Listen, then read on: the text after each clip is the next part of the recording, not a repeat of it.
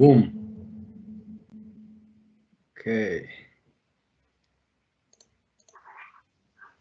Let's get started. So, hello guys, this is my face. I have beard, not on my team's picture though. So, hello everyone, thank you for being here. We're not seeing your faces, but we're glad that there are so many of you. We are super happy to present you and to share this event with audience spreading from different corners of Bulgaria, Macedonia, Serbia, and all the way to the Transylvanian region in Romania. And while you might immediately associate Transylvania with some bloody well-known characters, this meeting today will be hosted by two Agile evangelists and practitioners.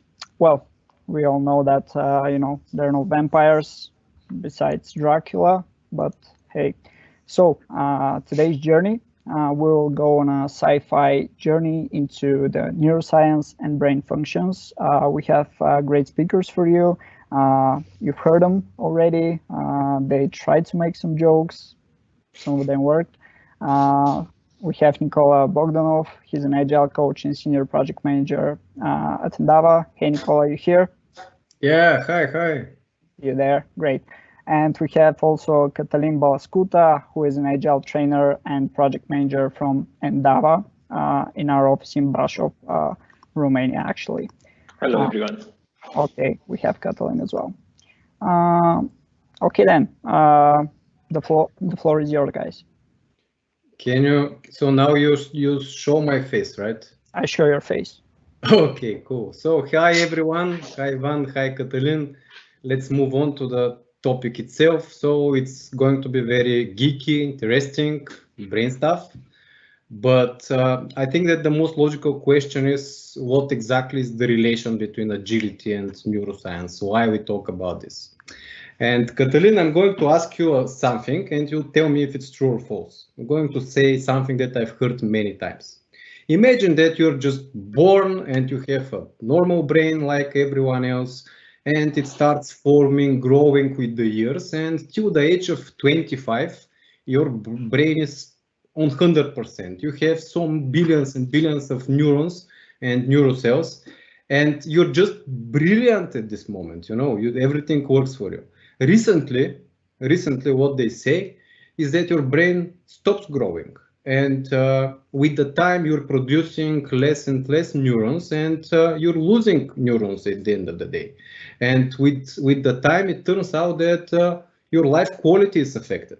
So do you think it's a true or false statement? Nicola, I think it's false. And I'm not saying that because I'm not 25 anymore. It turns out that many things we knew about the brain are wrong. Studies from the last 15 years show that our brain is fully capable to grow new neural cells. The only difference is that we can increase or decrease this process called neurogenesis via our own actions. So it turns out that our brain is agile, talking about agility. And if we build the right environment and follow the right principles, it can grow, just like we want with our teams and organizations. Before discovering more about our brains, let's look at the agenda first. So obviously, we will talk a lot about neuroscience, biology, and psychology, but we want to make it useful and practical. So we decided to associate what we scientifically explain to real events and situations. To achieve this, let's imagine we are going to run a retrospective. Of course, you will notice that this content can be related to many other situations or ceremonies, but for simplicity, we will cover the retrospective case. We will have a Q&A session. So please use the Q&A section for submitting your questions. You already did that, so you know how it works. We will be answering at the end of the session, and make sure you don't fall asleep because we have a quiz with prizes. So stay tuned. So Nicola, you're a Scrum Master and you want to organize the next retrospective with your team. How can the science help you prepare? Let's take a look at first at how our brain looks like and what are the main parts of it. So from time perspective, the oldest part of our brain is the so-called reptilian or lizard brain.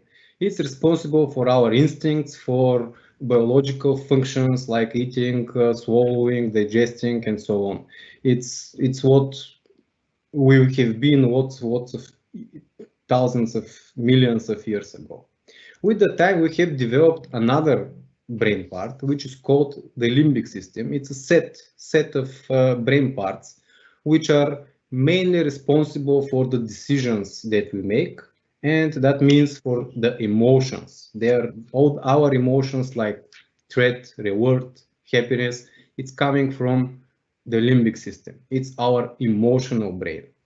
The important part here is that these two brains are very strong and they work all the time almost in 100%.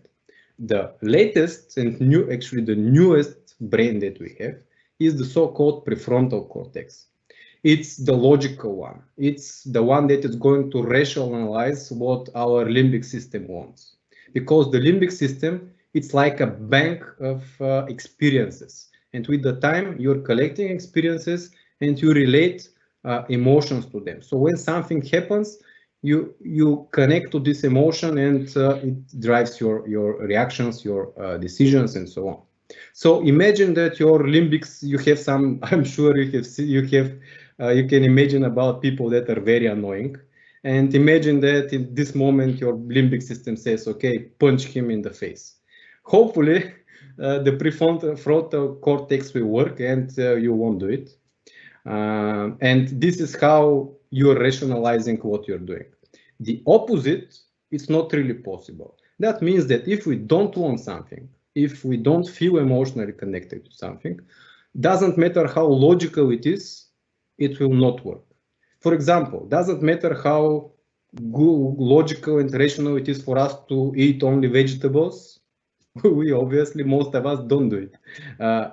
Besides that, we know that it's better for us.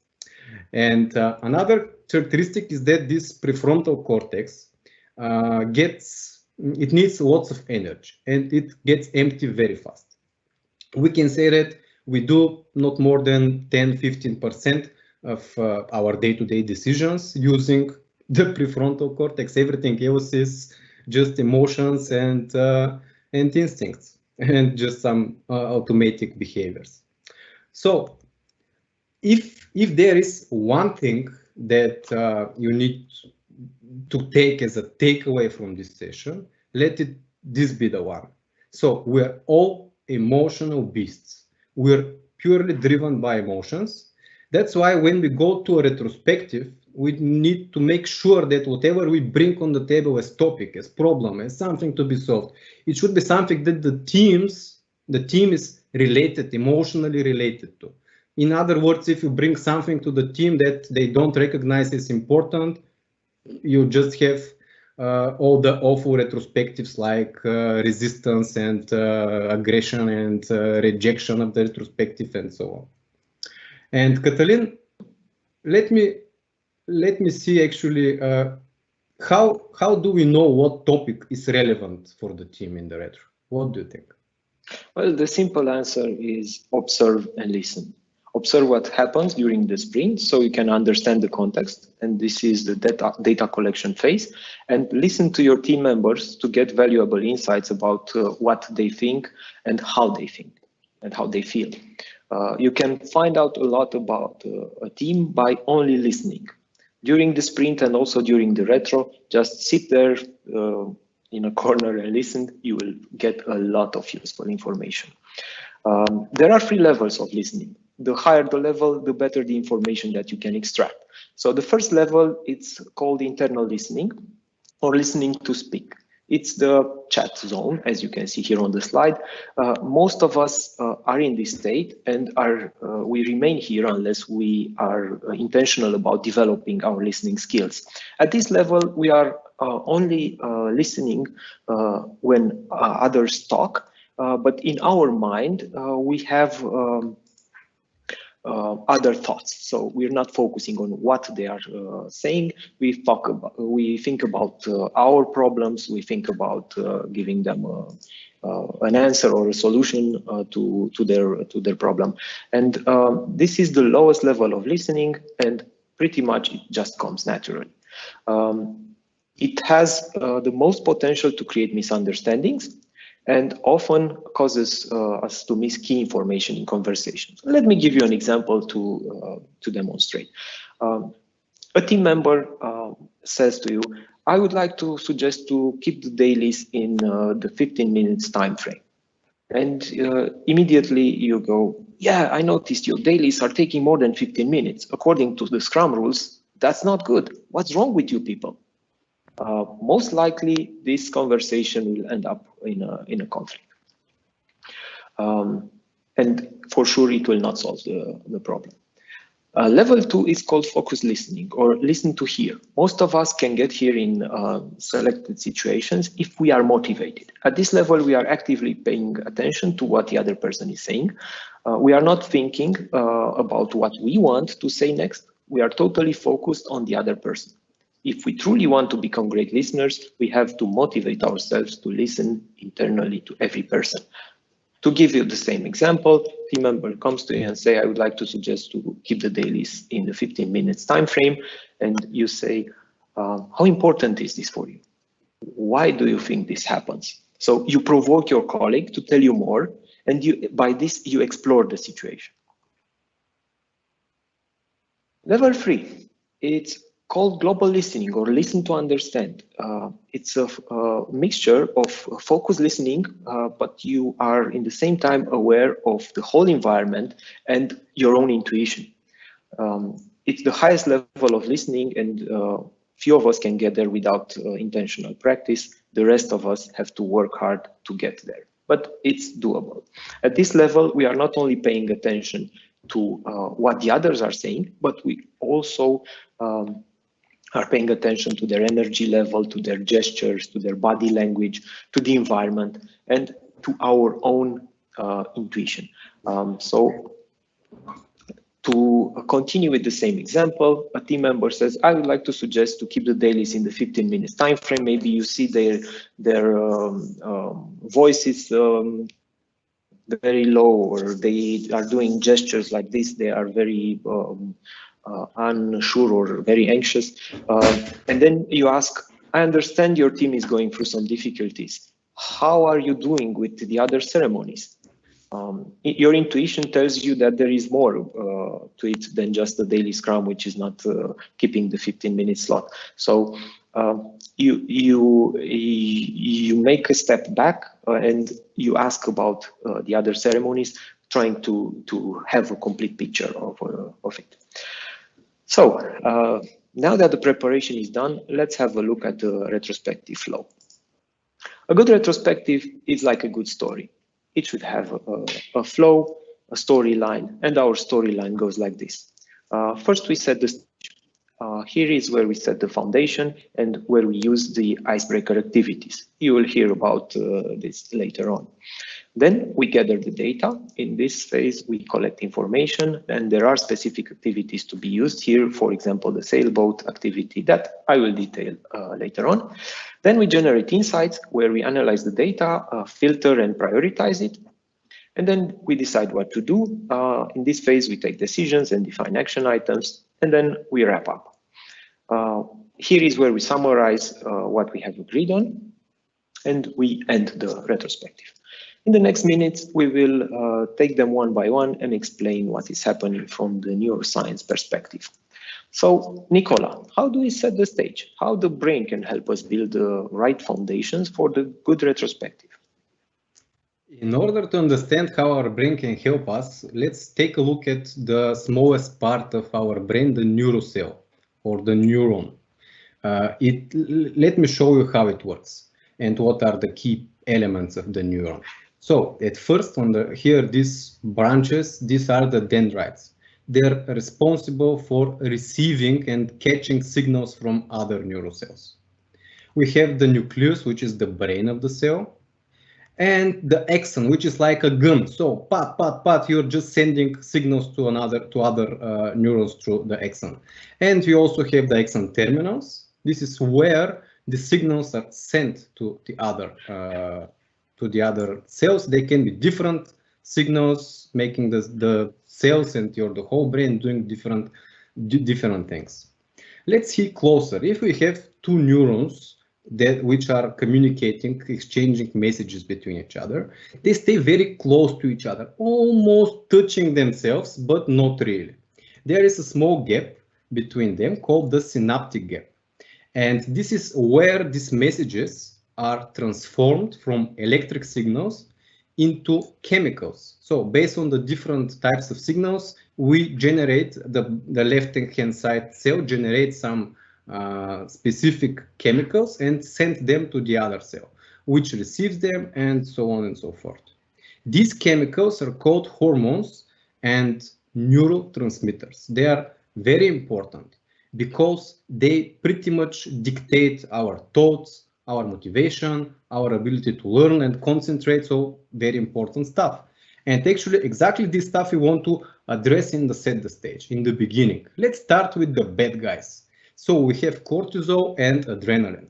These are in general the stress hormones. We don't want this in our meetings, in our retrospective. So let's see how they work.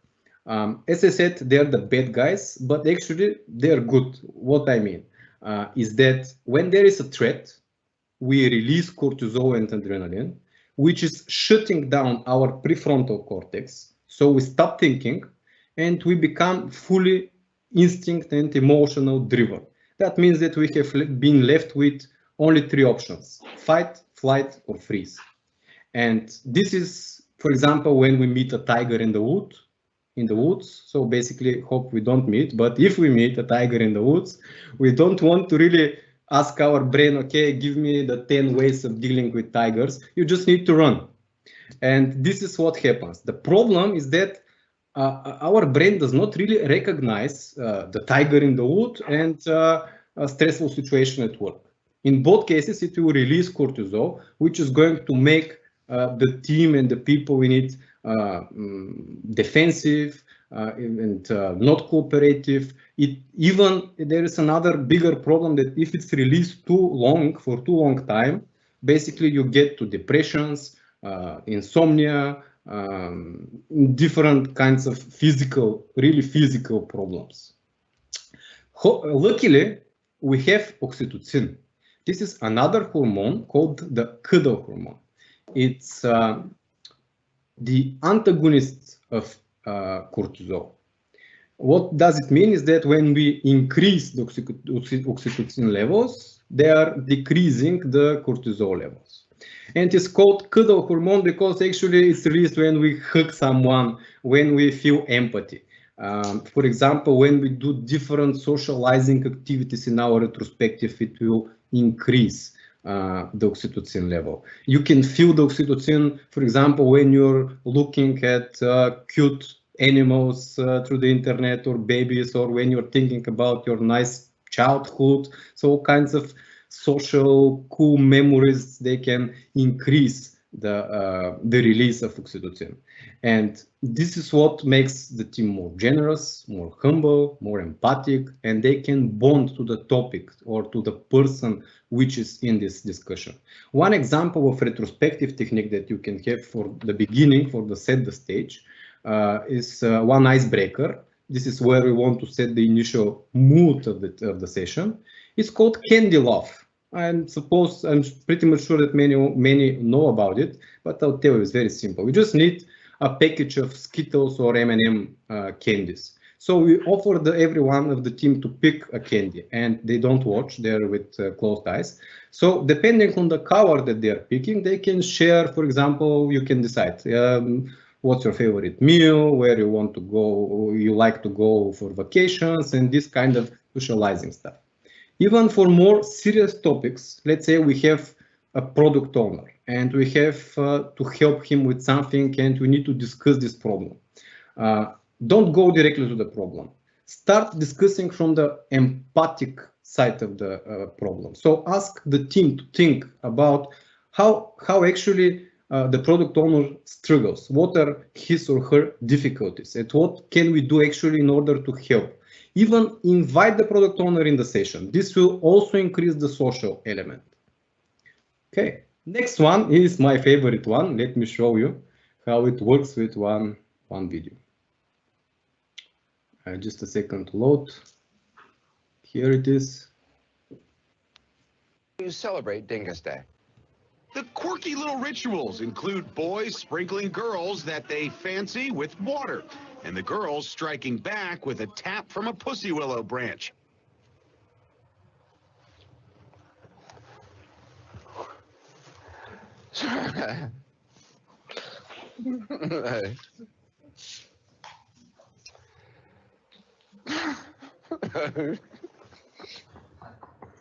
I'm not gonna let you do this one. All right.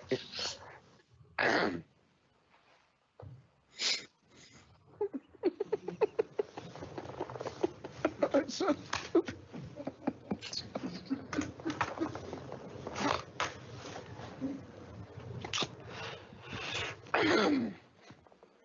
It's really so stupid.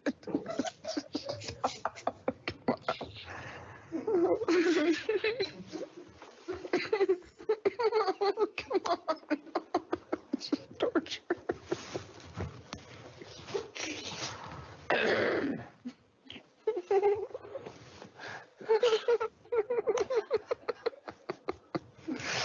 Just gotta let it out. Just gotta let it out.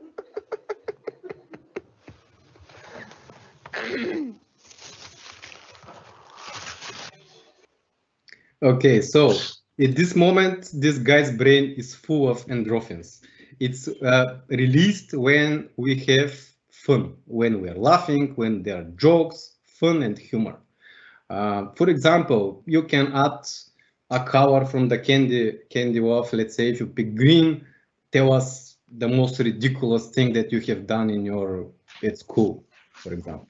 So share some funny and jokes and this kind of things. Incorporate jokes in fun in the beginning, in the icebreakers, and this will help us become more creative, to be more relaxed, focused, less critical, and accepting. So very cool stuff. The next one is called serotonin. It's responsible for our mood control. It makes us more positive and open. It's released when we feel pride, when we feel significant. And this happens when we just celebrate our successes, when we discuss our wins. For example, you can also discuss hero stories. And you can think, what are the hero stories here? But actually here they are. Yesterday in a retrospective, I had this real hero story. We discussed how one of our team members, who is backend developer, spent lots of time and effort on helping the QAs in the testing phase. So she was recognized, and that all was discussed. And actually, this is when the serotonin level goes up, because we discuss what good we have done. We have another tradition after big releases to have a chocolate cake in the retrospective, for example. It's really important to celebrate success. Another two ones, which are going to cover in details a bit later, are called noradrenaline and acetylcholine. With noradrenaline, we become more alertive, we feel challenge, and acetylcholine help us increase our memory and to focus. The most important neurotransmitter and hormone is both. It's called dopamine. This is the one that is responsible for the most important stuff, for focus, for motivation, for fun. It's called the reward hormone. And you can feel it, for example, when you just badly want to see the next episode of the series that you're watching. This is the dopamine. The problem is that our brain is addicted to dopamine. We want more and more, just like a drug. And nowadays, our brains are used to get dopamine everywhere. That's why if we lose the focus and if we lose the dopamine and don't produce dopamine in the retrospective, your people will start immediately looking around. Their brains are going to start looking for mobiles, for Facebook apps and messengers.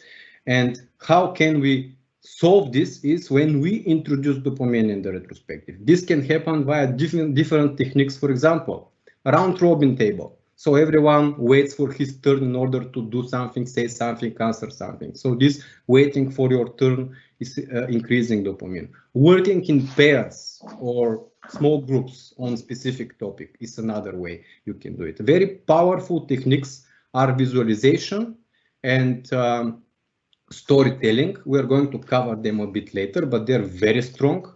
in terms of dopamine release. And one hint, add sugar or candies or sweets in your retrospectives. I can tell you that I have seen the difference that it makes in the team when they know that there are sweets during the retrospective. It turns out that the sugar increases significantly the dopamine levels, and the release of dopamine goes to the highest levels. So, a summary, we have all these hormones and neurotransmitters that we want, and the set the stage is the phase and the moment where we can actually set the mood stage. So this is what is super crucial for us to choose which one we want to address. And after we set the stage, Cătălin, tell us, how can we actually brainstorm? How to get in the brainstorming part?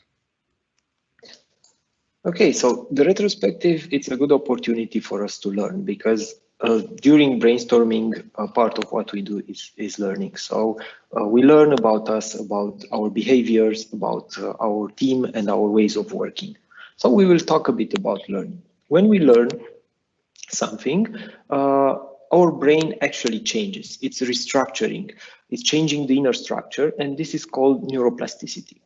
What happens is that for every new learning, neurons are grouped and form chains of thousands of neurons, as you can see on the next slide. Practicing makes the chain stronger. It makes the neurons group and connect to each other. And when you face a problem that you need to solve, especially if it's something you did before, your brain reaches to the corresponding chain, picks it up, and without even realizing it, bam, you know what to do. During sleep, after the practice, is where the learning happens. So here is when the restructuring is happening. Postsynaptic dendritic spines are created during sleep, and information is transferred from the short-term memory into the long-term memory. That's why we want short learn sleep cycles, and not just long hours of learning like we did before an exam when we were students. I'm sure all of us did that at some point. So that's why we want to focus on a single or a small amount of issues in every retrospective. And that's why we want short retrospectives frequently at the end of each sprint, preferably, instead of one large retrospective every 2 or 3 months. Some team events consider some teams consider running multiple mini retrospectives during the sprint. But this is something you'll need to choose based on your team situation and your context. Similar effects to sleeping are obtained by meditation and cardio training, but this doesn't mean that you have to skip sleep. We all need a good night's sleep. So a few suggestions. One is to schedule the retrospectives in the morning. If possible, include moving exercises in the retrospective, and this will help increasing the oxygen level in the blood and getting a burst of dopamine. For example, each member go to the whiteboard and post cards or do retros while standing up. Throw a ball to a colleague and ask him or her to pass the ball to the colleagues. Dance or do some movements in a specific order when you hear a certain word. Have smaller retros and make them every few days if it's necessary, if you have a difficult situation like a stressful deadline or an ambitious commitment or something like that. So let's see what happens when we sleep, because I've mentioned sleep a few times. During the day, our brain gets full of chemicals which get toxic with time. So something needs to happen to wash them from our brain. And this is what happens during sleep. The brain is programmed to function like this. During sleep, it's washing up all the toxic chemicals inside it and replenish the neurochemicals that you need for the next day. Consider having retrospectives in the morning. Your brain will be better prepared for that. And that's the reason why, because the brain should be cleaned of all the toxic chemicals accumulated from the previous day.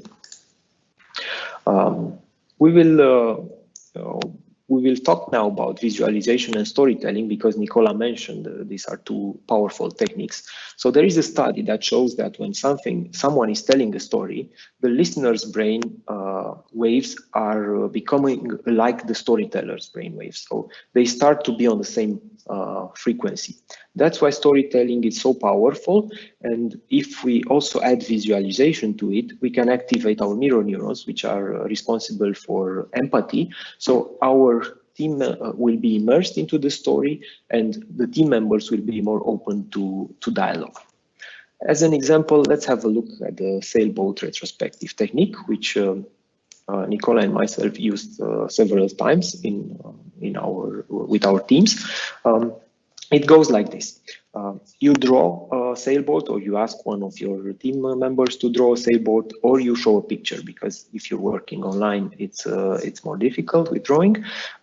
You show a picture of a sailboat like you can see here.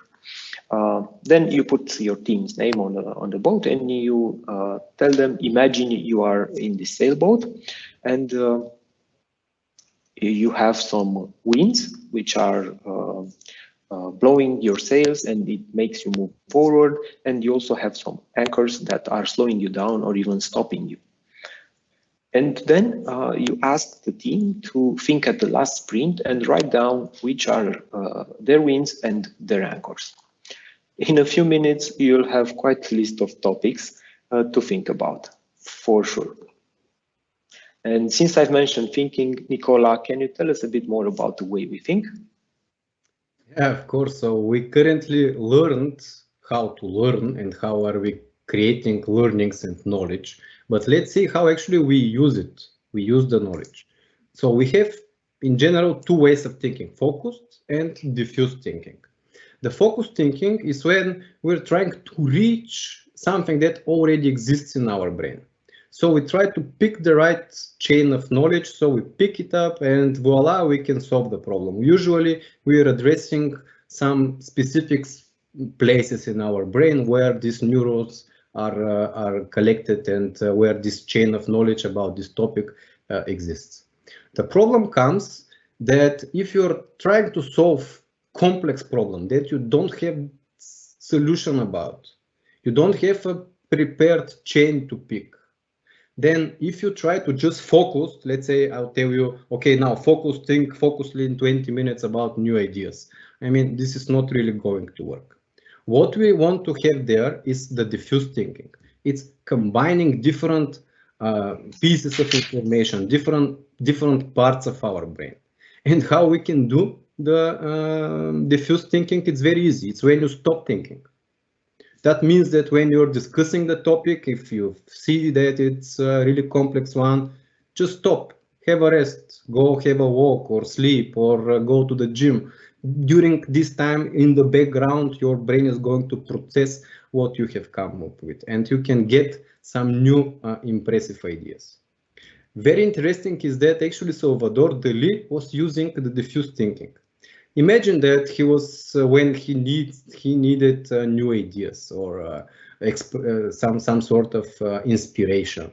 What he was doing, imagine this: he was sitting calmly in his summer house. It's warm. Some birds are singing, and he has a cup of wine in his hand. So he's drinking for little by little, and the only thing that it's strange is that he is holding a chain of keys, some keys in his other hand, and he's almost getting asleep. And once he just fell asleep, the keys are dropped, and this noise is waking him up. So he picks the sheet next to him and starts writing down all the ideas and thoughts that come to in his mind in this problem at this moment.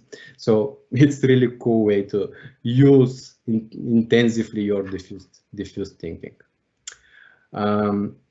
Something that it's also important to be mentioned is that our brain is not really capable of doing both in the same time. You do either focused or diffused. That's why we split the brainstorming part in gather data, where we do more diffuse thinking, so come with ideas, and generate insights, where we analyze what we have done. Let's look also from one other angle. our brain produces brain waves. I'm sure everyone knows about it. And depending on what our brain does, there are different brain waves that we can detect. For example, we have the alpha brain waves, which are very calm, and our brain produces them pretty much when we're sleeping, meditating, relaxing, or something like that. The beta brain waves are a little bit more intensive. This is when we are awake, when we're thinking about something, when we feel excitement, when we talk to someone next to the coffee machine, when even if we do some regular job and task and so on.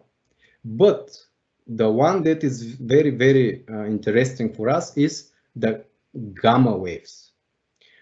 These are waves which our brain produces when it's working hard, when it's learning, when you're creative, when you're solving complex problem, and when you do this cognitive processing. So having this in mind, let's see how we should solve different problems, or how we can make different decisions. If it's a simple thing, let's say we need to write our some document or thesis for school or something like that, homework. So what we need to do is to sit, focus, then have some rest, focus, have some rest, focus. All the Pomodoro techniques are going to be very successful here. On the other hand side, we have complex problems. And the complex problems are being solved when we load the data, then we have some rest. As this is where we actually have this diffuse thinking and this background thinking. Then we sit down after some time, and very shortly, intensively, we solve the problem. So this is how we do the complex problems. Another cool thing, or maybe important thing, is to understand that you have also different people. So in your team, you can have linear thinkers and diffuse thinkers. Linear thinkers are those that do linear tasks in the Pomodoro way and complex tasks in the complex way, in the diffused way. But there are also diffuse thinkers. Myself, for example, I'm a diffuse thinker. We're pretty much incapable, or it's very difficult for us to do even linear tasks in the linear way. So we do even the linear tasks in the diffused way. So you can think, let's say, imagine that I have to write a report or a document. So I'm doing some work, then I'm just skipping and starting changing the topic, working on different stuff. From time to time, I'm thinking about it, like, okay, what I will do with this thing, what I cannot. But just like at the last moment, I sit down and do the job. Usually these people do the job very fast and with high quality. The only problem is that maybe they could look lazy or procrastinating. Actually, this is how their brain works. So we should be aware of this. And even being aware of our people, we still get to conflicts. Cătălin, why is this so? To understand why conflicts happen, we have to understand that people infer and react on specific events, sayings, or happening. These are the triggers that are driving us do certain things that later on we cannot explain ourselves why we did that. So each one of us has different triggers, and to understand what's the relationship between an event, an emotion caused by the event, and an action, we will use a model called the ladder of inference. To give you an example, to understand it better, a while ago I was walking on a boulevard here in Brașov. It was close to a crowded bus station where I saw an old man making ample gestures with his hands and running after a young man on a scooter. So, Nicola, what do you think happened there? I don't know, maybe he has stolen something and he's running away. That's exactly what I thought too. And probably that's what other people thought as well, since someone from the bus station stopped the young man on a scooter. I got closer because my dopamine level increased. I was curious to see what is going on. And surprised, the young guy dropped his wallet and the old man was running after him to return it. So do you see how our mind involuntarily rushes to climb the ladder, and based on past experiences or beliefs, we jump into conclusions? Basically, what happens is that we have a pool of observable data. It's the reality around us. Then we make observations. We look around and we see some things. We then select some things from the ones that we see and give them meanings. Then we make assumptions based on our experience and our past encounters with a similar situation, and then we drive a conclusion and we create beliefs based on that. And then we take actions. If this ladder is climbed without making use of our prefrontal cortex judging the situation, we end up in a situation where we teleport ourselves from the bottom of the ladder to the top immediately without climbing it step by step. So literally, we are jumping to conclusions. Sometimes we might be right, but sometimes we are wrong, and we most definitely can end up in conflicts. So this is a way to understand better how we can get to a conflictual state.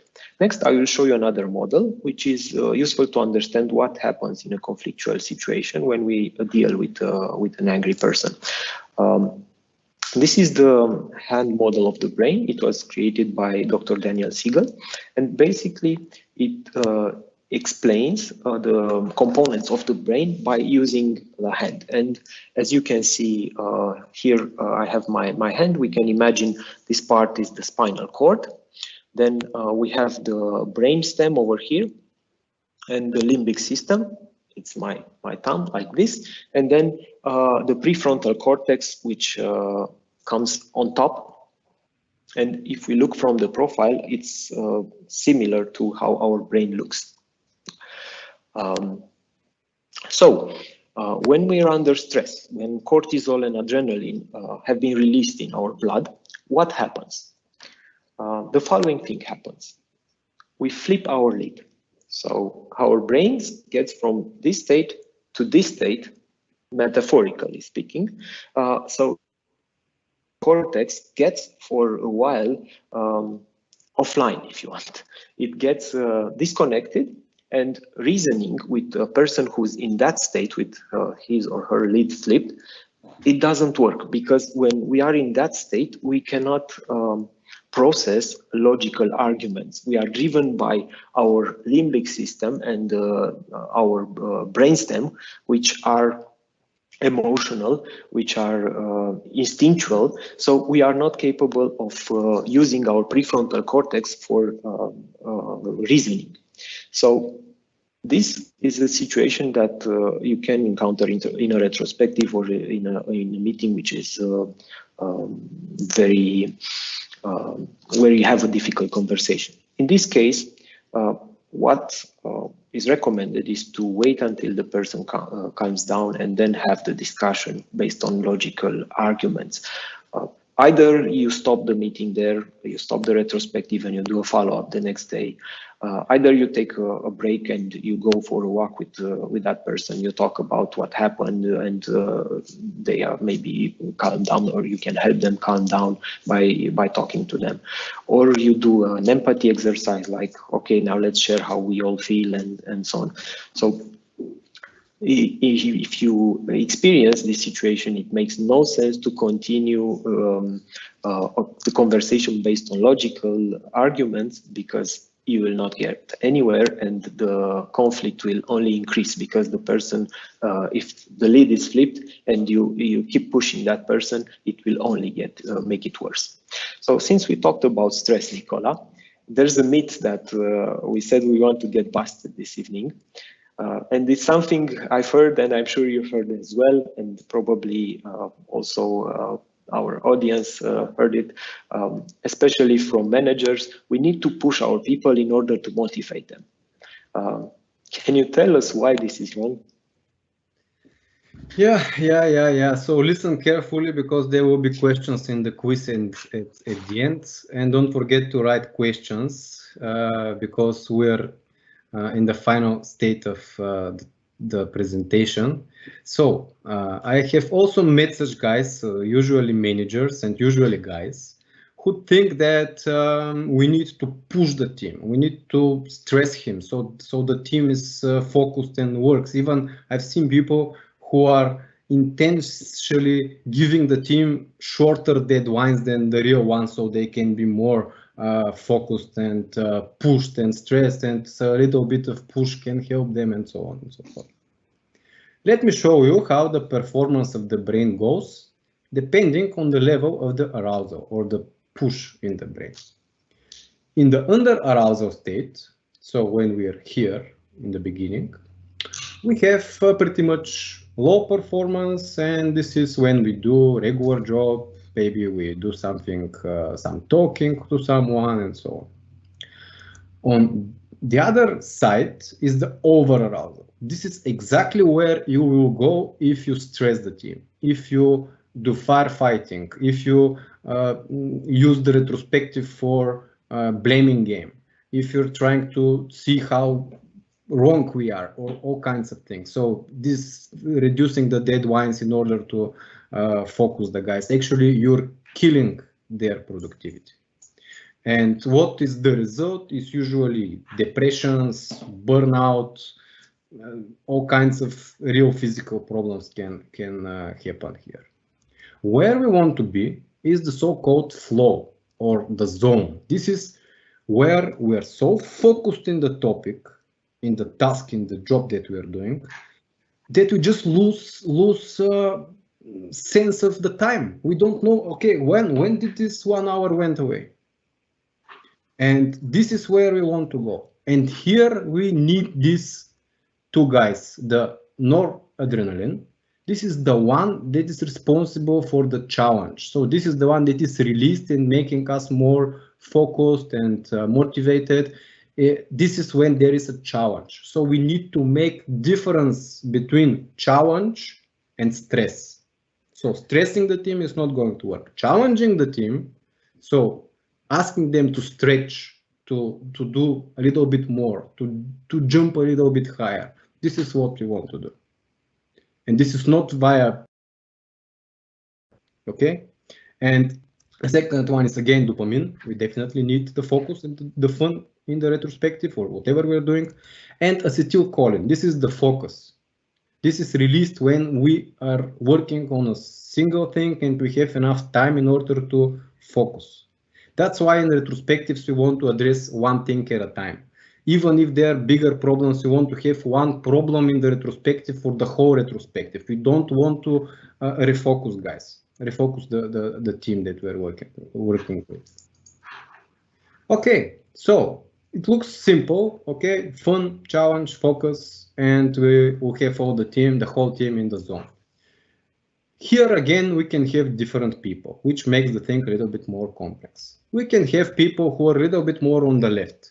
That means that these are people that get stressed very easily. This can be someone who is stressed and freaking out about the deadline 3 months before it. We can have also, the good thing with these people is that they get very fast into the arousal. On the other hand side, we can have the so-called dopamine junkies. People who are looking for challenges, for things to do. This can be someone who is, I am sure you know such people, that is traveling to Tokyo in the weekend, then he's coming back, doing some rock climbing and running marathons, and in the next day helping children in something like that. So these are the people. These are usually entrepreneurs, this kind of really brave people. You can say that these ones on the left-hand side should be, I don't know, dedicated to some boring administrative job, but you will be wrong. Actually, it turns out that here you can find the most Nobel Prize winners. And why is this so? Because here you can find people like doctors who are curing the same disease for different people every day. They don't get demotivated. Then don't try. Okay, let me try to heal this time another way of healing. So we have here scientists who are running the same experiment over and over again for years in order to get results. So here it is, and here is what you need to know in order to work with the stress and put the team into the flow. Finally, we are going to discuss together the two last stages of our retrospective. This is decide what to do stage, where we decide what to do. And wrapping up is where we summarize and so on. The rule is that when you're in the decide what to do phase, to think about one and only one single action item for the team for the next retrospective. You don't, our brain is totally incapable of multitasking. If you try to multitask, pretty much you're going to focus, then refocus, then focus, then refocus, and you'll never get to the flow. So we need one action item. Of course, if you have multiple action items because there are some many small stuff that needs to be done, make sure that you have not more than one per person, and still also make sure that there is one which is called the main action item for the sprint. And you focus the team that this is the main action item that the team needs to do in the next sprint. Wrapping up or closing the session or summarizing what we have done, what have we decided, what are the decisions and so on is also super important. Don't forget, usually we forget about this. We don't wrap up, we don't summarize. But actually what happens is that our brain is very strong in terms of long-term memory. It can store gigabytes of data. But when we talk about the working memory, it looks like it's very poor. There are studies that show that you can have not more than 7 pieces of information in your working memory at once. So what we need to do is to, at the end, to focus the people, to summarize, okay, this is what we decided, this is the main action item, this is the plan, who is going to do what and how, and so forth. So let's wrap up also our session today. And how are we going to wrap it up? Via quiz. So we're going to ask you different questions, which are going to summarize what we have spoken about. And there will be some prizes. Ivan, what are the prizes? Hello, yep, I'm still here.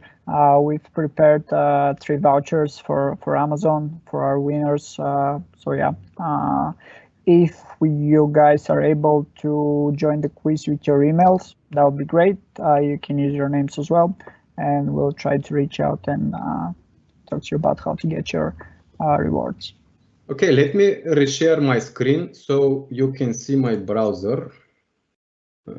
Just a sec. Here is my browser. Okay, can you put it live? Yes.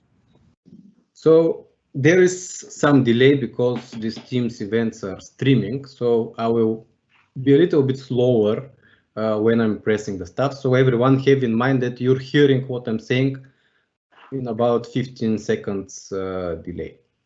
So please everyone scan this code and either scan it or enter the passcode opening the slido.com or slide.ly, slide.do. But yeah, you can just open this link, then enter the code or just scan the QR code. And you'll get to our quiz where we want you to write your full name so we can understand and we can know who is winning the game. The first 3 of you will get the prizes. So please, I'll give you some time. I'm still talking because of this delay and to not stay in awkward silence. But yeah, so everyone, I'll give you some time.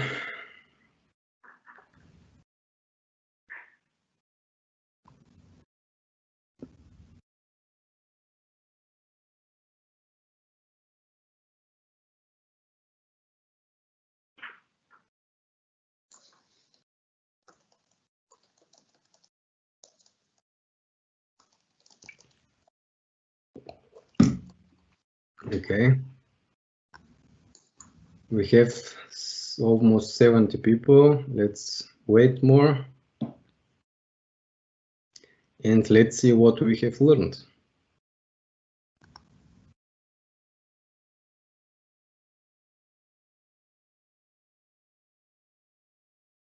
There will be 5 questions.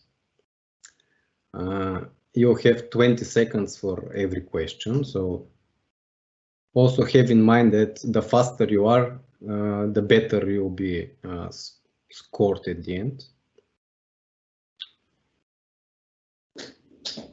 So we need fast but right answers. Okay.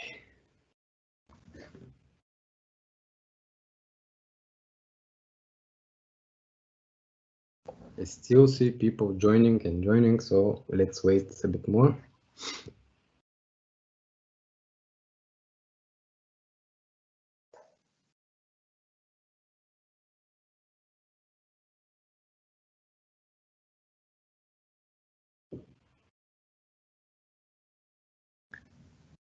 I see some people with only one name, so if you win at the end, make sure that you contact us.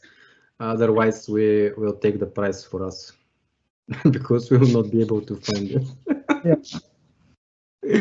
So yeah, whoever wins the top 3, please contact us, send us some email or a note or something like that, so we can see who gets the prizes.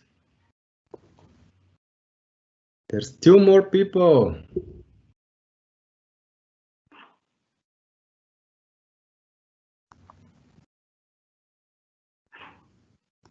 Okay, so watch carefully in your devices, because as I said, when I say something, you hear it in 15-20 seconds.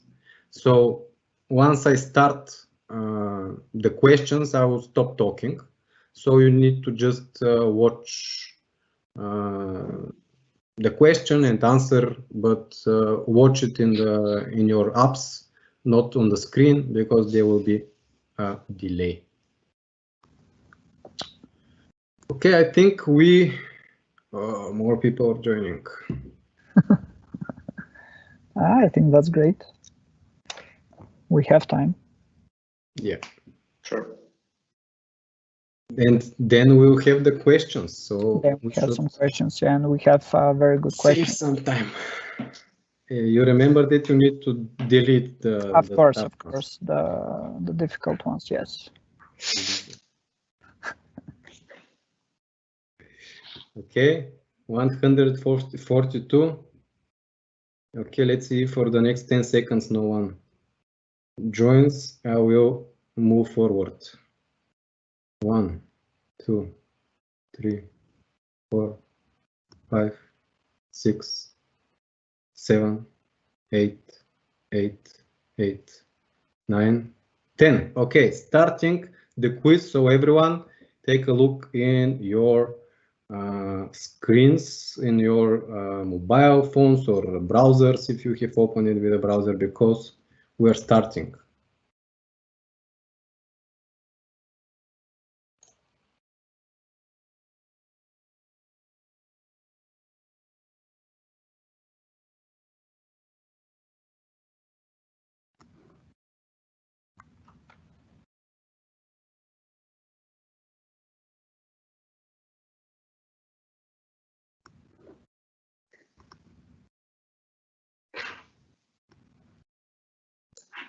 Yeah, let's see the correct answer. You 92% have answered correctly. As you remember, the neuroplasticity, if you're doing the right stuff, which means practice, sleep, running, jogging, this kind of things, your brain, and also the food, if you're eating healthy stuff, your brain is totally capable of creating new brain cells. So let's see what we have in the next question. Actually, first we'll see the leaderboard, I think. I think we're gonna have really close race here. There are more questions, so let's see. Okay, let's see. So we're moving to the second question.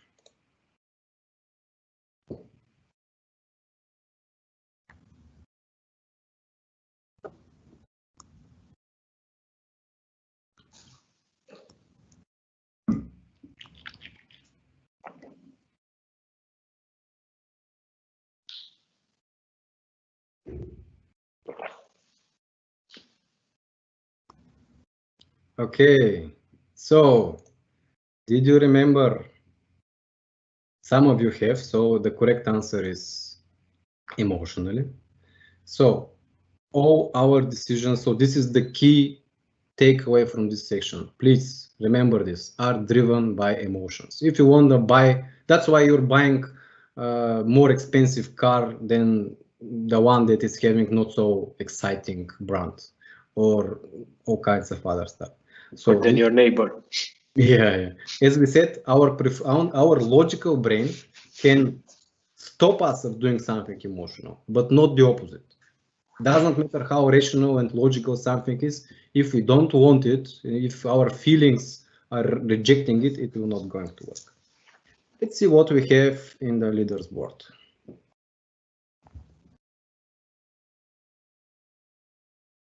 Okay. Jana is still in the lead. Moving to the third question. This is maybe a little bit more difficult.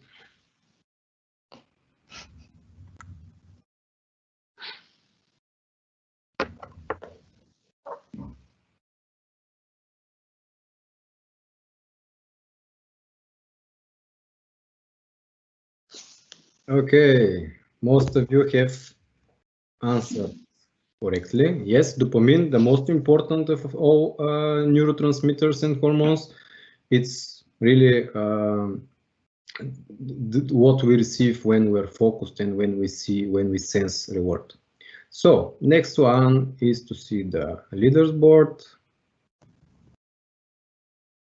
Okay, let's move to the fourth.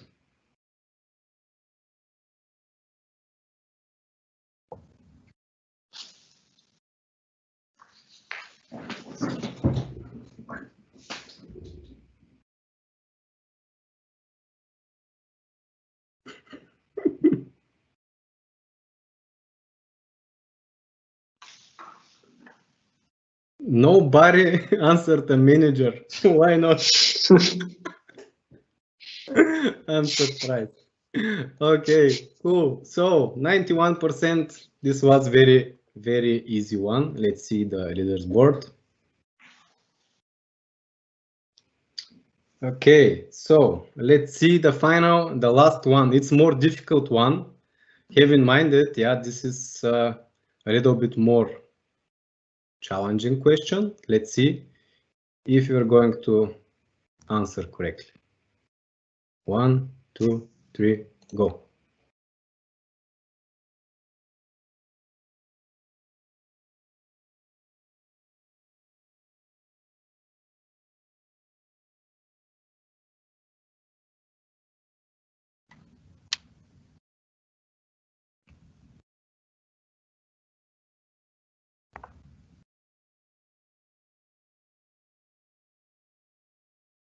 Okay, let's see the right answer. It's at your work desk. If you remember this diffuse thinking, actually, if you're on your desk and just working, you'll never come with really great ideas.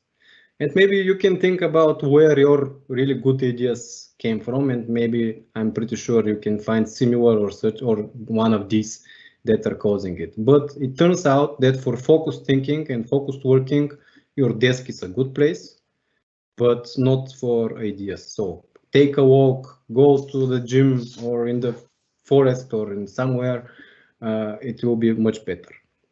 Okay, so let's see now who's the winners. 1, 2, 3, go.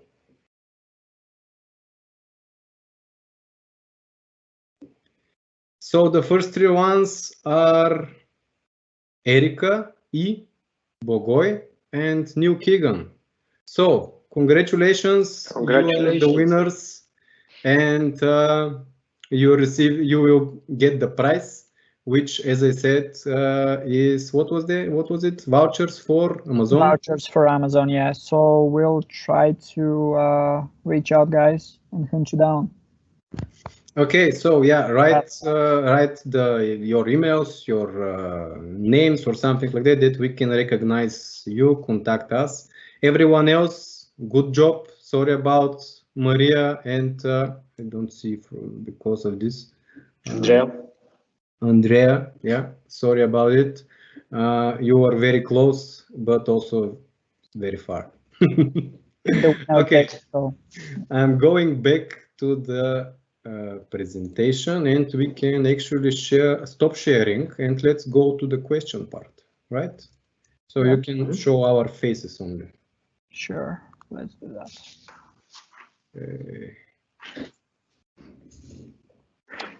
Let me see if I can show both of your faces. Try.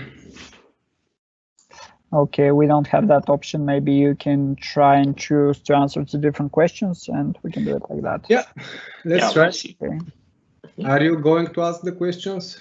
I can read it out loud if you like, and you can answer. So I can try to read the questions with the most votes that we have. Let's see now. We had very good questions. So on the topic of retrospective icebreakers, a nice example with candies, but many of us are working from home. What could work instead? Can I answer? Yeah, answer and then I can also add something. What was the purpose of the candy love? We said that it can be used for oxytocin, which is to use it for different socializing stuff. You can think about online ways of running online socializing questions.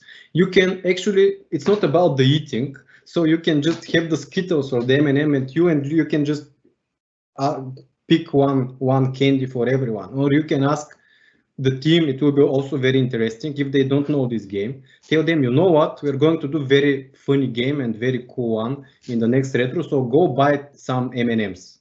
Everyone needs to have one. So you will actually increase the dopamine in this case. Okay.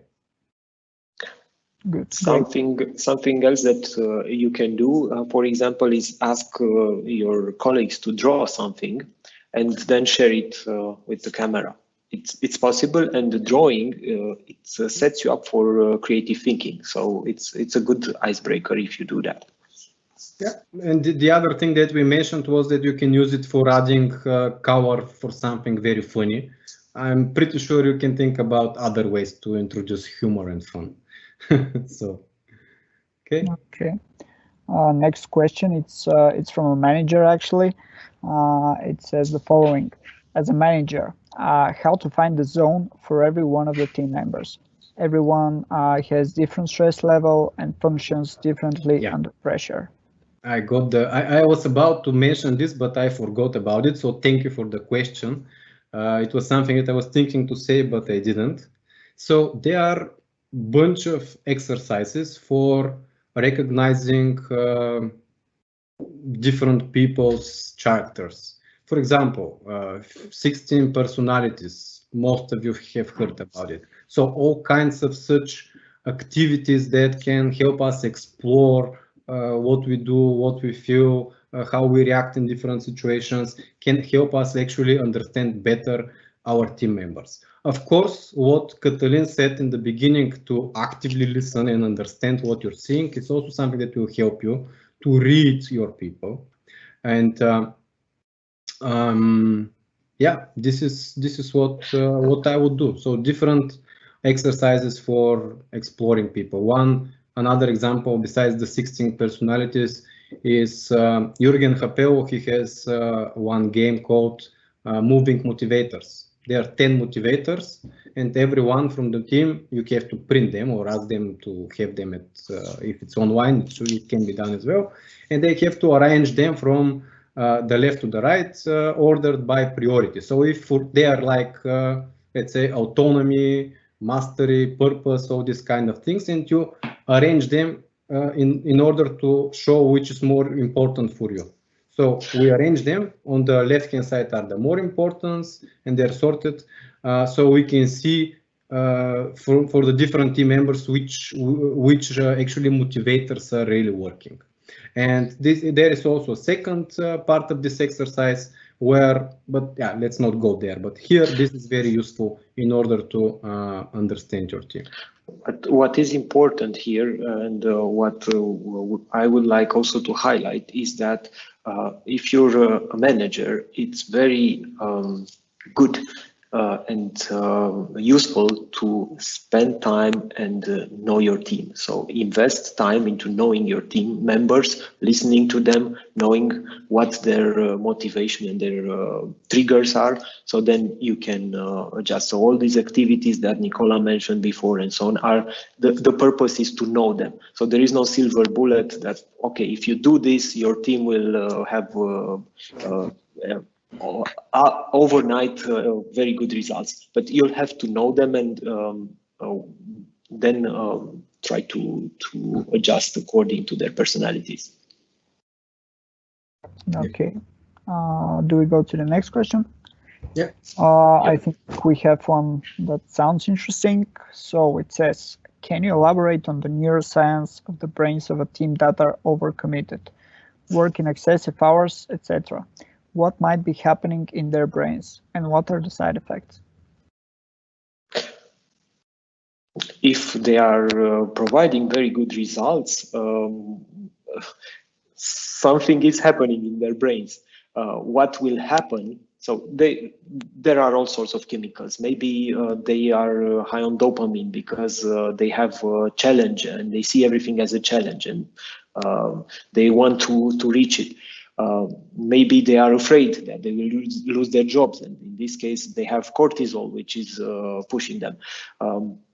What will happen, no matter what is in their brains, is that at some point their bodies will stop functioning correctly, and probably, at least in my experience, you will see medical leaves and all sorts of things happening if this situation is carried over a number of months or even years, but usually after more than 3-6 months, this starts to, you can see the effects.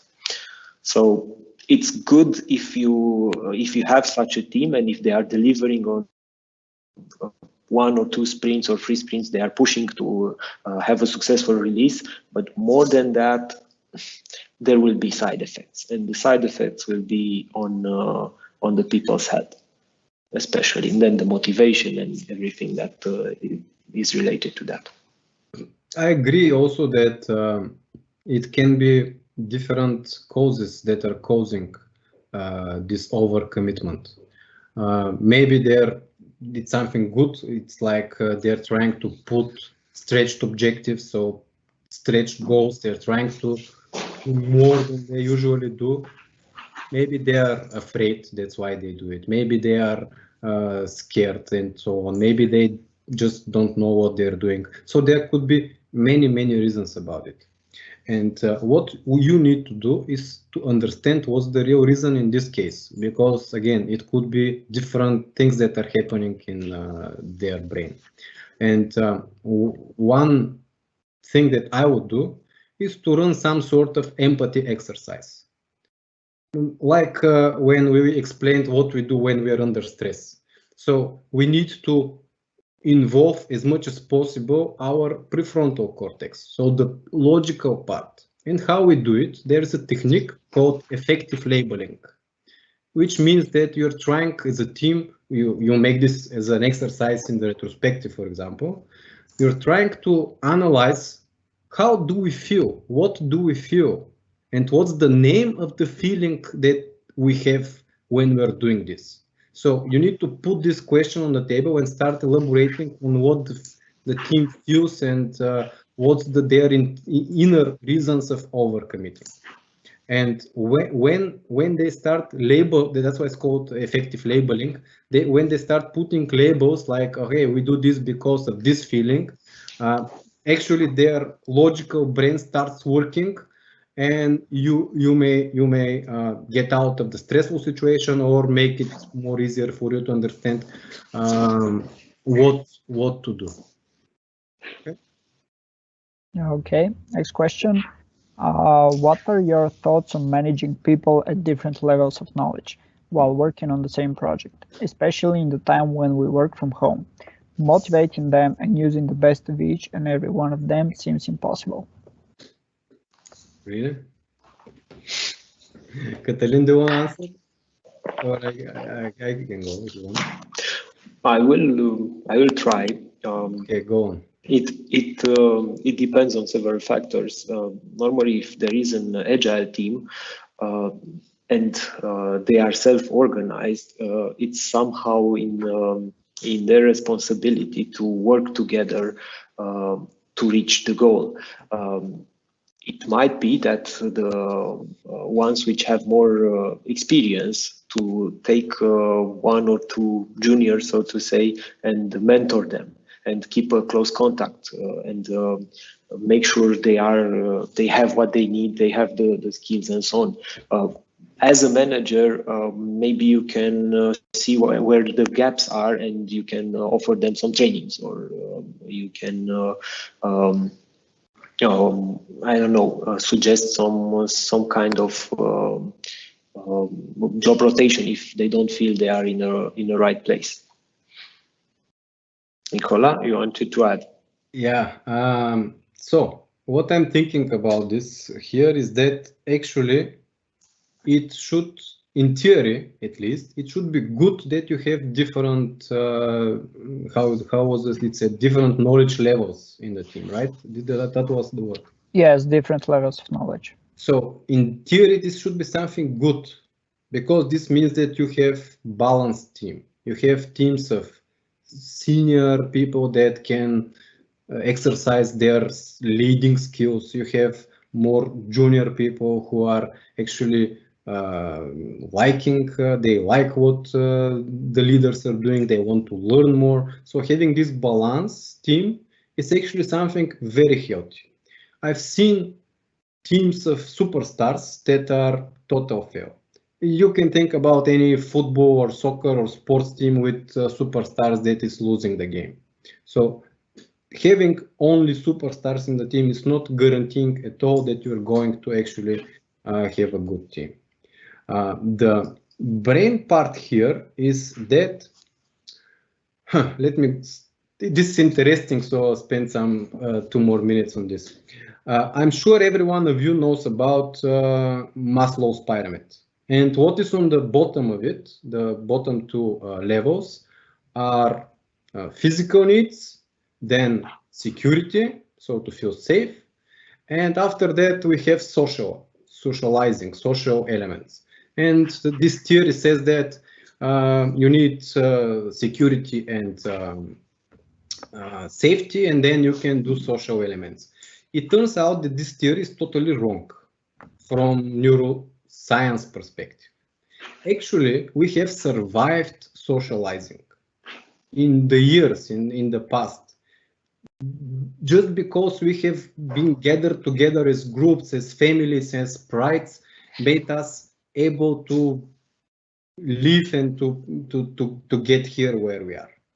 And if we are actually, if you think about the films that you have seen, one of the biggest, maybe the biggest after death punishment for people that needs to be punished is to bring them out of the society, right? To kick them off. So this is very strong. And where I'm going here is that you need to know that actually this pyramid is wrong, and the social part is on the bottom. You need to work a lot on the socializing element. And one very cool way to do it is to use another pyramid. So look about it in Google. It's called 5 Dysfunctions of a Team. I'll not go into the details. It's created by Patrick Lencioni, yes. So 5 Dysfunctions of a Team. There is also a novel, so he wrote a novel, but the whole concept is which are the main 5 dysfunctions, and again in a pyramid manner. So we need to start with the lower one, removing the lower dysfunction, then the next one, and for example, the lower one is lack of vulnerability in the team. So it's, you want to make the team actually start sharing, the people in your team start sharing where are their weaknesses, what they cannot do well. And these exercises in retrospective can actually help you. Okay, sorry for the long answer. I really like this this theory. Okay, we have one short question. I hope we get a short answer as well. How do we overcome a dopamine addiction, like phone or food addiction? Who would like to go for it? Okay, Katalin, I think it's your turn. If I would have a solution for that, I would write a book. Willpower helps. So if you realize that you have this addiction, it's a good step that you know it and you're aware of it, and then try to, I don't know, stay away from it or compensate with something, some other healthy activity, like, I don't know, exercise, or do something else instead of picking up your phone. Go for a walk, or try to close it at I don't know, 5 o'clock in the afternoon or 7 o'clock in the afternoon, so that you're not tempted to search on it. Yeah, it's one of the modern problems that we're all facing, this addiction, and according to some studies and documentaries, it's by design. So I don't want to get into this, but that's actually a very complex question. What I would say is that this is something that we need to accept. We cannot fight with it. You cannot.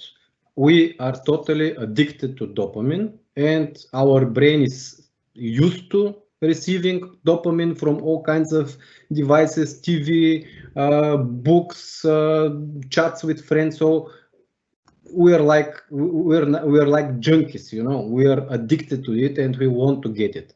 And whoever gives us the biggest and the strongest dose of dopamine is the one who wins. And as I said, if you have the case in the retrospective, you can use some techniques like, as I said, round robin table. So one after the other, everyone is answering. So you wait for your turn. You cannot just start looking in your phone if you know that your turn is coming every second.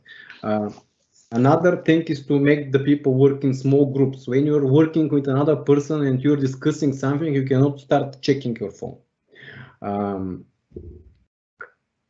Another thing, let me tell you something. The biggest problem is with the, I don't know what's the name of the newest millennials, the newest generation. So after millennials, Z, whatever. generation. So with them, we have the biggest problem. So they are, since their birth, addicted to dopamine resources everywhere. But still, the other day, I went to a nice coffee shop in the morning in the center of the city, and what I saw is that bunch of kids were sitting on the ground. None of them was actually looking in its phone, and they were listening a person reading from a book some very interesting story. So storytelling is something that it's much more powerful if you can do it. So take a little bit time into dig into the, let's say, the art of storytelling, because giving the right stories and really involving the team to get into the story can help them get the dopamine level, so they don't look for them in the mobile phone. Okay, cool. Do you guys maybe saw a question that you think it's interesting and you would like to answer?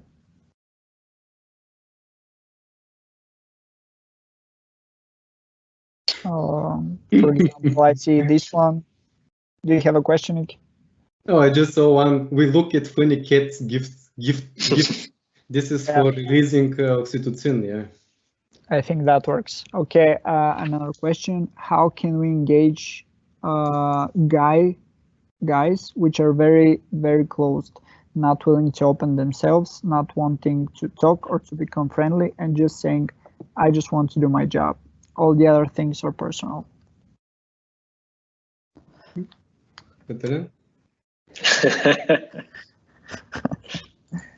I just want to do my job. I can try.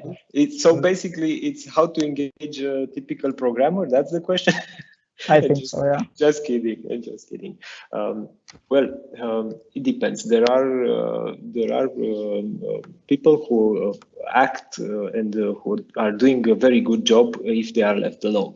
Of course, you cannot isolate them totally, but what you can do, and I've done this before, is to respect their way of being. So you cannot transform such a person overnight, and it's not necessarily okay to try to do that.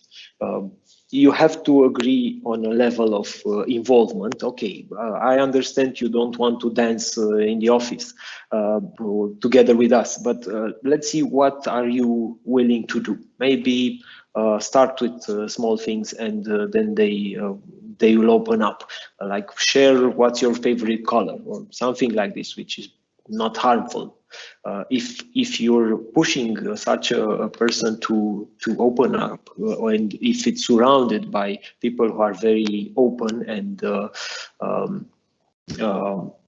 expansive and communicative and so on, the risk is that they will close even more, and probably at some point they will leave. So try to take it slow, and don't forget to respect how they are, their way of being. Not all of us are super expansive and communicative and so on. So yeah, Cătălin, I really agree with you that on one hand, we should really see if this is a problem, because in many cases it's just that this person is doing a very good job and he's more closed, but it's just that he's more introvert and so on. So you need to understand if there is a problem at all. One way to do it is, again, these 16 personalities, some personality assessments and so on, so you can understand better what your people are feeling and how their motivation is driven. Because you need to address, as we said, their emotional brain, their limbic system. If you want someone to do something, doesn't matter if it's a close person that you want to share and so to change something in their behavior. You need to address their emotions. So you need to find out what is the thing that I really care about. Let's say I care about, I'm a little bit closed person, but I care much about code quality. I really care about the quality of my work. I'm a craftsman. What I do, I really try to be detailed and every detail to be perfect. So if you want to make this person open, then address this topic. Address something like, okay, how can we help others to have better code and blah, blah, blah. How you can work in a broader audience, not only in your own code, in order to address this stuff.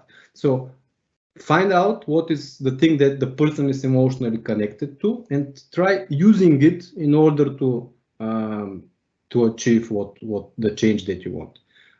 If I come to you and tell you, let's try Scrum, it's super cool. Because if we do it and you're a team member or you're a team, this is super cool. Let's try Scrum, and we're going to win five times more money as a company. Most of the people will just take a look and tell you know what, I don't really care because my salary is not going to be changed or something like that. What I'm doing now is to do some coding. You want me to change my ways of working, so I need to get used to the nuance. But I'm still going to do coding. So why I should care about your Scrum and your revenue and so on? But if you go to the team and tell them, you know, let's try this Scrum thing because I saw that your biggest pain in the last 5 months was that we discussed it several times. The managers and stakeholders are coming and bombarding you with requests and you just are getting crazy. Let's try this thing Scrum and it will give you 2 weeks where no one is going to be supposed or allowed to reach you, right? Okay. One of the questions that has like a lot of votes is from Cosmina. Do you have any advice on how to manage the two categories of team members, those that quickly react to stress versus dopamine seekers. And do you have any insights on how these categories match to risk aversion / preference? Just act uniquely for everyone. I mean, don't one size fits all does not work at all in the whole agile area. The modern medicine is focused in personalization, so you need to find personal approach for everyone. That's why we have small teams, not teams of 50 people. And if you have small teams, you can actually have a unique approach that is suitable for everyone. And if you have dopamine junkies, excitement seekers, you can give them more challenges, more challenging stuff. If you have the people on the left-hand side who are getting stressed very often, give them to do something important, but without a deadline, something that they need to do like every day, little by little, in order to get to the end goal. Yeah. Okay. What books, articles do you recommend about neuroscience / agile brain? Well, one recommendation from my side would be to watch Dr. Friederike Fabricius. I think I hope I spelled it right. She has a lot of videos on YouTube. Very, very, very good. Another recommendation would be Dan Siegel, which invented this hand-brain model, and he has also a series of books. Nicola, you want to add? I will add a couple of names in the chat, in the Q&A section, so give me just a few seconds and I'll write a couple of names there. Great. So next question. My colleagues are some pretty serious guys and they don't get involved in this type of games. What can I do to help them open to these activities? Take it slow.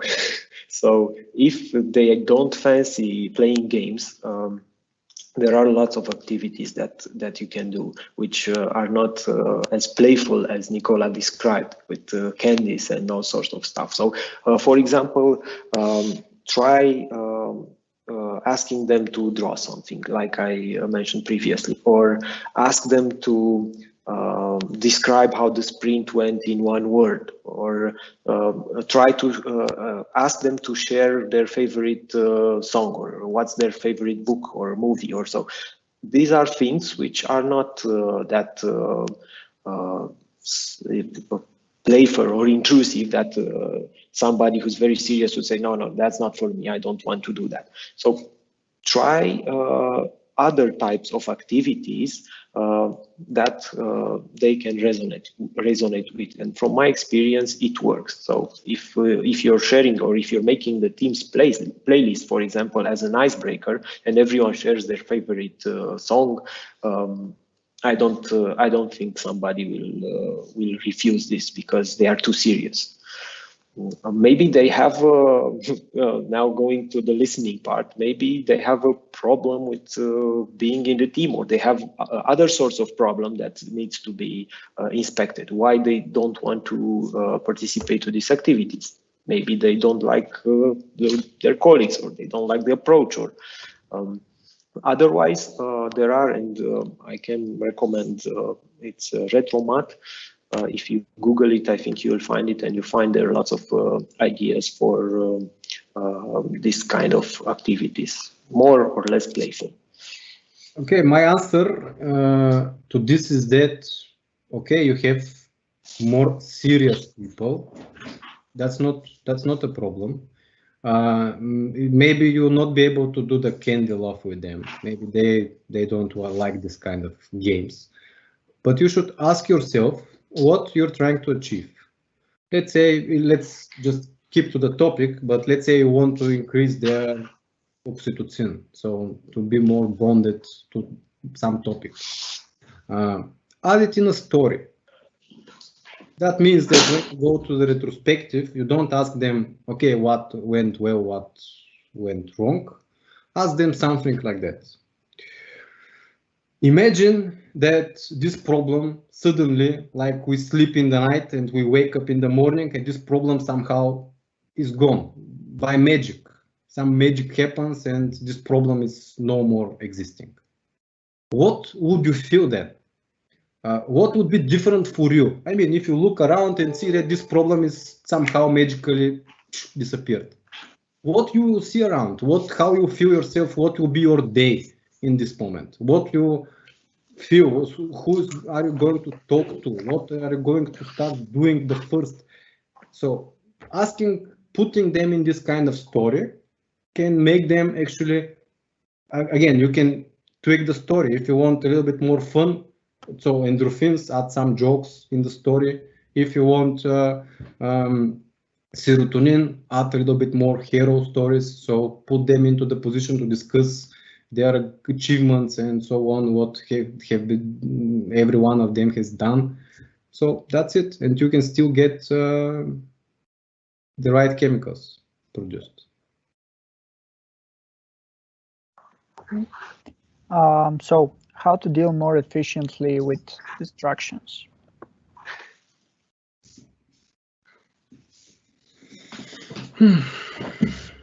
Avoid multitasking. Avoid multitasking, yes. And as we said, distractions are good when we do the diffuse thinking. So have in mind that if you are solving a complex problem, you need to do some thinking, let's say brainstorm for half an hour the topic, and then distract yourself, do different stuff, go out, work on something else. And you'll see that in the background, your brain is going to learn some things. Or if you're doing focused thinking, use Pomodoro techniques. So check Pomodoro. It's a Spanish word meaning tomato, and it's a technique that you need to add it to your day-to-day life. It's not going to work by itself, but this technique is that you need to split your working day into, I think, 25, if I'm not wrong, minute sessions. So you run 25 minutes of focused working. In this time, you're shutting up all the distractions. Usually 25 minutes is enough if someone reaches you to be able to wait for you. So after these 25 minutes are over, you can answer your emails and do some small things for, let's say, 5-10 minutes, then jump into the next sprint or Pomodoro.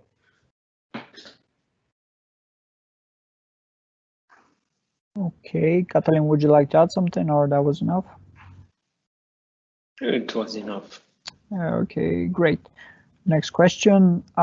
In the beginning of the stream, you said for neurogenesis to happen, environment must be correct. What do you mean by correct environment?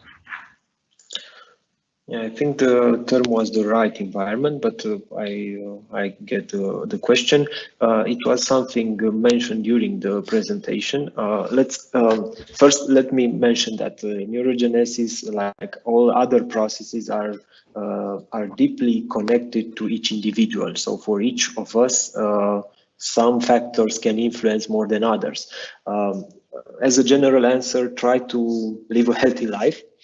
Exercise, sleep well, be careful with what you're eating. There are studies, and there are still in progress studies in progress that are showing different connections. So, for example, if you're having a low high-fat diet, it will affect at some point your brain and the neurogenesis. If you're eating too much sugar, it can do the same. If you're not exercising and you're living in a very polluted city, that too might affect the way your body responds to this. So a healthy lifestyle can help. It also depends on your condition and how your body works, what other diseases or things you might have that are affecting this. I just pasted one person and even one talk. It's in Google, so yeah, you can understand that this person is not like a random guy on the street. and he's talking a lot about this. And according his studies, the neurogenesis can be achieved and can be done through the whole of pretty much in the whole of your life, and you need pretty much not more than 3 or 4 things, which is healthy food. Foods that can be very helpful are blueberries and omega-3 stuff. So all kinds of salmon things are super important for increasing your brain's way of generating new neural cells. Look about neurogenesis as a term as a whole, and something how can we affect it. The second thing, as Cătălin said, is the exercising, and here the most useful one are all the cardio trainings. When we start doing more cardio, like running, jogging, whatever, cycling, swimming, we actually make the blood go fast through our brain, which is helping us pretty much generate new dendritic spines and so on, so our brain cells can connect to each other and be better. Another thing is the good sleep. It's also very important. And all this, they are related to the reduced levels of stress. So the stress is also the other thing that is going to make the things worse. And of course, the opposite, unhealthy behaviors should be avoided, because you can actually make the things worse. So eating junk, it's not going to help you. Okay. We have another question from Irina. Will you do a follow-up session that might include some neuroplasticity activities applied in agile practices? I really like your approach for this session. We just, the previous question, I think, answered pretty much this one, because neuroplasticity is exactly when we are exercising, sleeping, having rest, reduced levels of stress, healthy food. So yeah, you can eat blueberries in your retrospectives. Yeah, the question still was if to do a follow-up session on that topic, and yeah, it's a good idea. We'll have to think about it. Stay tuned then for the sequel, right? Let's increase some dopamine. So we know the answer. We will not share it with you yet. Stay tuned. Actually, we have already decided how to do it, but we won't tell you now. Follow us and follow Endava on social media. Follow Nicola, follow me. We will tell you next Monday, so keep a track in our LinkedIn page. Right, Ben. Okay, another question. Did you guys go to a psychology college, or where did you learn this kind of stuff? I didn't go to any college. Neither did I. There is lots of information everywhere. You need just to look for it and to spend some time. I personally, just what I'm doing is I have some topics in mind, let's say neurogenesis or neuroscience. And when I go to the gym, I'm just launching some video or podcast and I'm listening to it. Then the next one, the next one. And if you start looking for such resources, let's say if you go to the gym five times a week and you're able to watch 1 or 2 videos every time, you'll be there. Aren't you supposed to do exercise while you're at the gym? Yeah, with the headset. I mean, with the headset. But yeah, you can just stay in the gym. Usually there is a coffee place there. So you stay in the coffee place then? Yeah. How I started was from experience. So I met situations where I had to deal with people with their lip flipped and so on, and I wanted to find out more about this behavior and stuff, and this drove me to search for answers, and I discovered nice articles, links, and so on, and this is how it started. Mm-hmm. And once you start, it's It's simple. We have 9 more minutes. Are you going to pick, let's say, final question or? Sure. I'm trying for a question which is, difficult and challenging. Do you see such? So, okay, we have one. I think it sounds fancy to me, at least. Isn't neurogenesis valid for every human being, indifferent of the environment? Can you repeat it? Sorry. Yes, I can. See, it sounds fancy. Okay, isn't neurogenesis valid for every human being, indifferent of the environment? I think we answered this question. Yeah. I mean, yes, it's for everyone, but if the environment is wrong, it will be shut. It will be just not happening. It's a process that needs to happen in the brain. Okay, I see one. It's so basically you cannot get in conflict if both parts are using their prefrontal cortex. What do you think about this one? It would be very good to be true. Of course, you can get into conflict even if the prefrontal cortex is working. The only difference is that when your lid is flipped, so prefrontal cortex is deactivated, you cannot reason with such a person because it's driven by the limbic system and the emotions and the fight, flight, freeze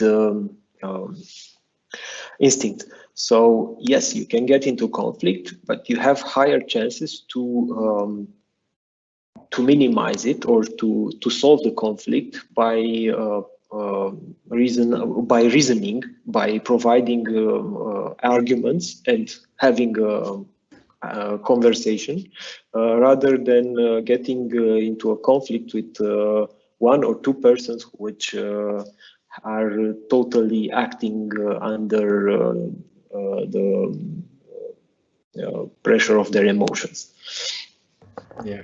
So my answer is that partially it's like that. I mean, if both of the people are using their prefrontal cortex, maybe they will not get to these conflicts. But as we said, that it's working for about 10% of our time, and most of the things, remember about the ladder of inference and so on, are just happening. So in general, yes, but also in general, have in mind that conflicts can happen everywhere. And sometimes even the conflict can be the logical thing to happen. So in this case, your prefrontal cortex can ask you to go and, I don't know, punch someone in the face if it's logical. The thing is that I want to change the direction of the question a little bit. Because yeah, there are lots of stuff about conflict management and blah, blah, blah. But what I am usually missing in these trainings, let's say for conflict management, is one of these 5 dysfunctions, which is the lack of conflict. Actually, it's not okay if you are having some kind of artificial harmony in your team and there are no conflicts. You want to have healthy conflict. Actually, every argument about do we need to use this technology or that pattern or something else, it's a healthy conflict, of course, if we use our prefrontal cortex more. So focus on these ones and check again these 5 dysfunctions. They can help you actually have better team and not have the bad conflicts that much. Okay. Okay, do we have time for a final question? Very fast one, maybe. Last one. It's a long question. What do you think is the optimal mode for a team to work to obtain the best results and to keep the level of happiness high across the board?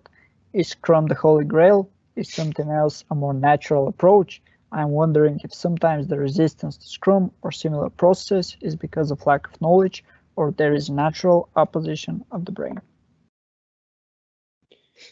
I forget half of the question. But yeah, that question has a lot of questions. I can say that the first part of the question that I heard, that the fun and the right mood are actually together. I mean, you need to have fun in order to be high performing. You saw this thing with the zone. To be in the zone or in the flow, you need to have challenge, fun, and focus. So regarding the second part with the Scrum and so on, think about again how you're addressing this Scrum. Are you addressing something that they are emotionally connected positively to or not? For sure, Scrum is not the holy grail, but no other approach is. So nobody found the holy grail of project management approaches or methodologies, or however you want to call them. What I would suggest is try. So if you have a team and you want to have to see them happy and motivated and to get results, because in the end that's what we all want, to get the best results from our teams, try to see what's best for them. There are a lot of things that you can apply. Scrum is one of them. There are others as well. So try to see what makes them resonate. We don't have a silver bullet solution that we can offer you. I have one, but I won't tell you. It will be in the next episode? Yeah. Okay. Thank you, everyone. Thank you for your time. 2 hours is not a small amount of time. So thank you for your patience. And I cannot see you, but I'm very delighted. Thank you also from my side. We really enjoyed your questions. And yeah, looking forward for next time, whenever that will be. As I mentioned before, keep following Endava on social media. You will find out from there about future events. Follow Nicola, follow myself. Actually, we kind of did not say in the beginning that this tech talks, it's a chain, it's a series of talks. So there's, I don't know how often, but let's say in some couple of 3-4 months, there's such a session on different topics, of course, different people are presenting. But again, check our Facebook pages and LinkedIn pages every day and you'll see. We have an Instagram page as well, so yeah. Okay, more dopamine. have everything, and yes, Nicola and Katalin said, stay tuned for the next event. Bye, everyone. Bye for the questions, for everything. I hope you had a great time. Bye. Have a great night. Bye. Bye.